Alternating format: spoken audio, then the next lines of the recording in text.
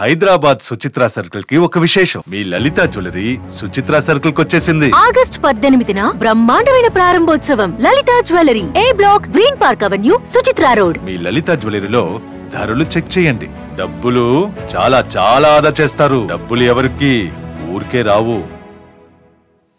చట్టాలను ఉల్లంఘించిన వారిపై తప్పకుండా చర్యలుంటాయన్నారు మంత్రి లోకేష్. రెడ్ బుక్ తమకు మ్యాండేటరీ అన్నారు. జోగి రమేష్ కుమారుడు ఫేక్ సర్టిఫికెట్లతో అగ్రిగోల్డ్ భూములను కొట్టేశారని గుర్తు చేశారు. లిక్కర్, ఇసుక దందాలపైన కూడా చర్యలుంటాయని హెచ్చరించారు లోకేష్.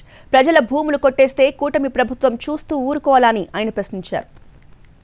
ఎవరైతే చట్టాలు ఉల్లంఘించి కార్యకర్తల్ని ప్రజల్ని ఇబ్బంది పెట్టారో వాళ్ళని నేను వదిలిపెట్టాను అని స్పష్టంగా హామీ ఇచ్చాను. జోగి రమేష్ గారు అబ్బాయి ఏం చేశాడో ప్రజలు తెలుసుకోవాలి.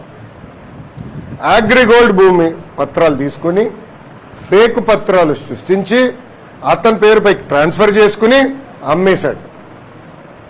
అగ్రిగోల్డ్ బాధితులు చాలా మంది ఇప్పటికీ ఇబ్బంది పడుతున్నారు. వాళ్ళకి రావాల్సిన డబ్బులు ఇంకా చాలా ఉన్నాయి. అంటే యాక్షన్ తీసుకోకూడదా? తెలుగుదేశం, జనసేన, భారతీయ జనతా పార్టీ ప్రభుత్వం రేపు లిక్కర్లో కూడా యాక్షన్ తీసుకుంటాం, ఇసుక దండాల్లో కూడా యాక్షన్ తీసుకుంటాం. అంటే అడ్డగోలుగా ప్రజల భూమి దోచేసినా మేమేం పట్టించుకోకూడదా? నేను ఆనాడు హామీ ఇచ్చా, ఊరూరు మాట్లాడా ఎర్ర బుక్ గురించి.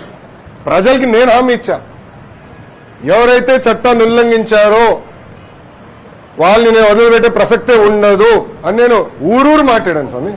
ఎర్ర బుక్ పట్టుకుని తిరిగా చూపించా ప్రజలకి. అందుకే ప్రజలు మాకు అంత అద్భుతమైన మ్యాండేట్ ఇచ్చారు. రెడ్ బుక్ ఒక మ్యాండేట్ మాకు. నేను ఊరూరు చూపించా రెడ్ బుక్. నేను ప్రతి పబ్లిక్ మీటింగ్ లో చూపించా. ప్రజల నిన్న ప్రతి నియోజకవర్గంలో మేము గెలిచాం.